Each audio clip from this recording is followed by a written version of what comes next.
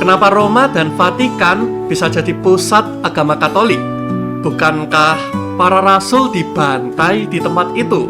Bukankah Petrus disiksa dan disalib terbalik di sana? Bagaimana mungkin tempat penganiayaan berubah menjadi markas besar mereka yang dianiaya? Pertanyaan ini menggelisahkan dan wajar saja karena sejarah gereja Katolik memang bukan sejarah yang lurus dan nyaman. Sejarah gereja selalu berliku, berdarah, dan penuh dengan paradoks. Namun justru di balik paradoks itulah cahaya kebenaran terpancar sepanjang zaman. Kekristenan masuk ke kota Roma pada abad pertama, dibawa oleh komunitas Yahudi diaspora dan para pedagang dari timur yang sudah mendengar kabar tentang Yesus dari Nazaret. Dua nama besar mewarnai fase awal ini, Petrus dan Paulus. Menurut kesaksian Irenaeus dari Lyon, dalam Adversus Hereses dikatakan, Petrus dan Paulus mewartakan Injil di Roma dan mendirikan gereja di sana. Tradisi kuno juga menyebut bahwa Petrus menjadi uskup pertama Roma. Ia diyakini disalib terbalik di Sirkus Nero, tepatnya di Bukit Vatikan sekitar tahun 64 hingga 67 Masehi. Sementara Paulus dipenggal di Jalan Ostia. Eusebius dari Kaisarea dalam Historia Ecclesiastica menyebutkan, Petrus yang dipilih oleh semua rasul sebagai pemimpin menjalani penderitaan di Roma di bawah pemerintahan Nero. Zaman Nero adalah zaman penganiayaan. Kaisar Nero menuduh orang Kristen sebagai dalang kebakaran kota Roma dan menjadikan mereka sasaran pembantaian massal dan brutal. Tacitus, sejarawan Romawi abad pertama dalam Annals 1544 menulis demikian. Mereka dilemparkan ke binatang buas, disalibkan, atau dibakar hidup-hidup untuk menerangi taman-taman istana. Pada zaman itu, Bukit Vatikan jauh dari kata indah.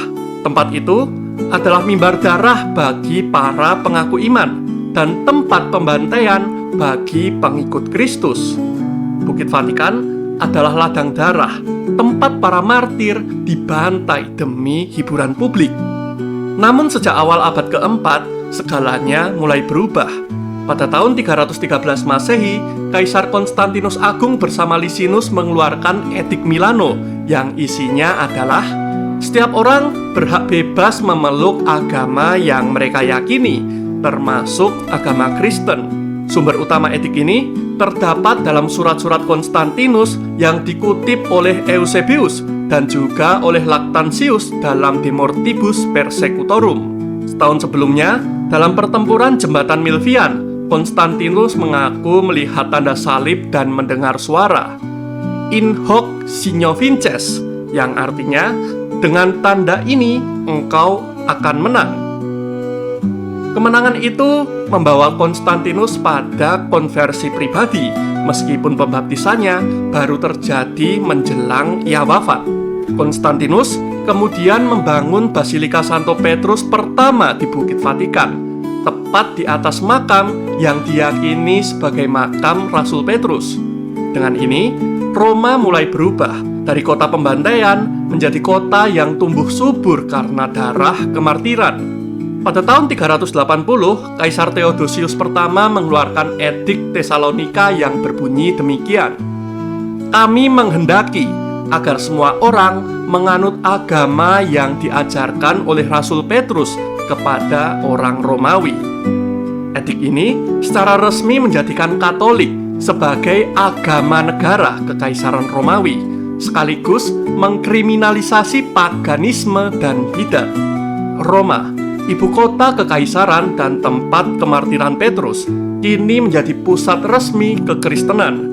Gereja mulai mengembangkan struktur administratif dan hierarki, dan uskup Roma karena warisan Petrus dianggap sebagai primus inter pares, yang pertama di antara para uskup. Lantas, mengapa Roma? Mengapa Vatikan? Setidaknya ada 4 hal yang membuat Roma menjadi pusat kekatolikan hingga saat ini. Keempat alasan ini menunjukkan bahwa Roma sejak awal telah dipersiapkan secara khusus bagi para pengikut Kristus, khususnya kekatolikan. Dasar yang pertama adalah warisan Petrus. Dalam Matius 16, Yesus berkata kepada Petrus, "Engkau adalah Petrus, dan di atas batu karang ini aku akan mendirikan gerejaku." Bagi gereja Katolik, ini bukan sekedar simbol. Petrus mati di Roma, dan makamnya menjadi tempat ziarah. Paus dianggap sebagai penerusnya, menjadikan Roma bukan hanya pusat geografis, tetapi juga pusat teologis. Dalam konteks budaya Yahudi, darah dapat merupakan lambang kesetiaan dan pengorbanan. Darah Rasul Petrus dicurahkan di Vatikan melalui kemartirannya, dan inilah yang menyuburkan Vatikan sebagai tempat sakral bagi kekatolikan. Dasar otentik yang kedua adalah jejak martir dan arkeologi. Penggalian yang dilakukan pada masa Paus Pius ke-12 pada tahun 1939 hingga 1958 di bawah Basilika Santo Petrus ditemukan kompleks pemakaman dari abad pertama. Tulisan grafiti Petros Eni yang artinya Petrus ada di sini, dan tulang-tulang manusia berusia 60 hingga 70 tahun dibungkus kain ungu dan emas. Arkeolog Margherita Gaurducci menyimpulkan bahwa makam tersebut kemungkinan besar adalah makam Petrus. Dan tahun 1968, Paus Paulus ke-6 mengumumkan, "Kami percaya secara meyakinkan bahwa sisa-sisa Rasul Petrus telah ditemukan." Dasar yang ketiga adalah karena Roma merupakan pusat politik dan budaya dunia kuno.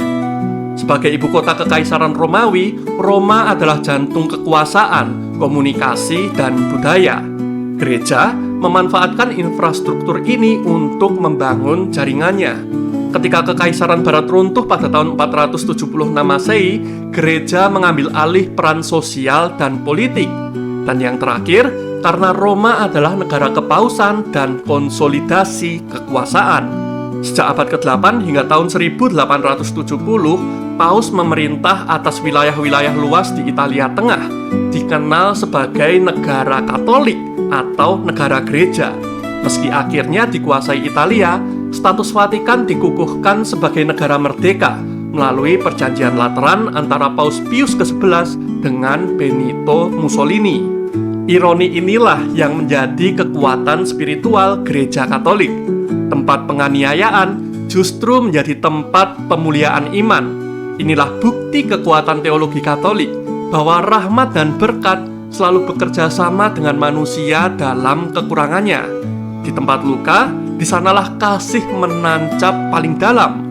Roma dan Vatikan adalah simbol bahwa kematian para martir bukanlah akhir, tapi benih kehidupan seperti yang diungkapkan Tertullianus. Sanguis martyrum, semen Christianorum. Maka, Roma bukan pilihan politik belaka. Roma adalah pilihan iman, sejarah, dan penderitaan. Namun di atas semua itu adalah tanda di dunia modern bahwa sang penguasa atas segalanya mampu memutarbalikkan logika. Dari darah Petrus hingga basilika yang menjulang, dari tangisan para martir hingga nyanyian misa yang abadi.